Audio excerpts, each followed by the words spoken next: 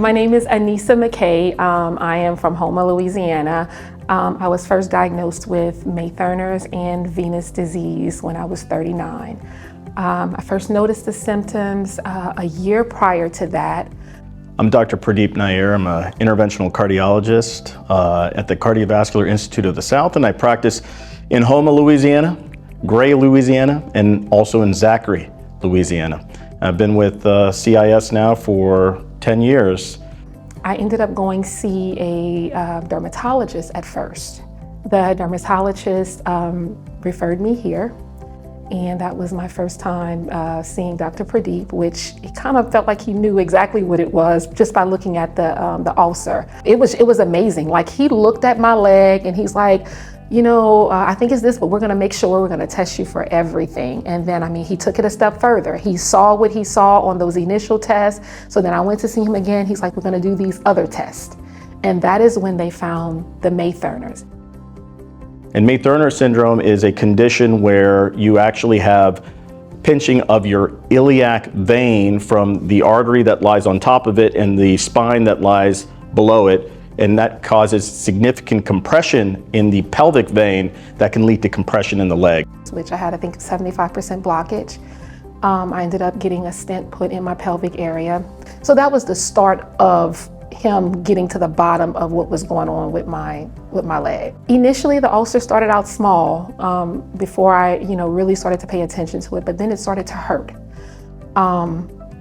It almost felt like bone aching pain, to be quite honest with you. Then it became the leg heaviness.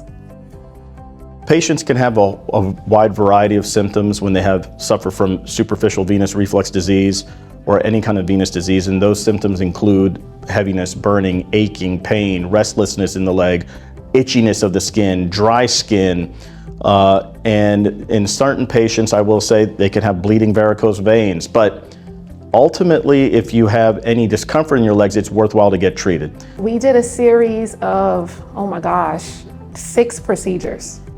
The procedures went, they were quick, they were, in office. I was back working like a day or two later. Got a little weary at first because, we did one and then we didn't really see any results, so we did another one. And it was just a process of elimination of, which veins was the real issue.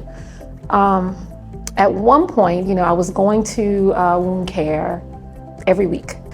I ended up with another ulcer that formed right next to the initial ulcer. They got deeper, they got bigger, they would heal and then they would come back. And so initially, I'm thinking, okay, now we were maybe I probably had 3 procedures at this time.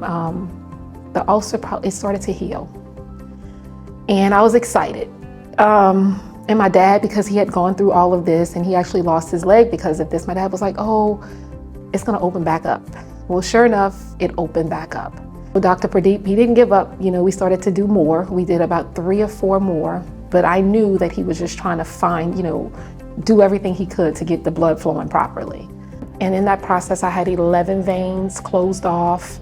That final procedure, I think it was maybe August of 2023, closed it up for good.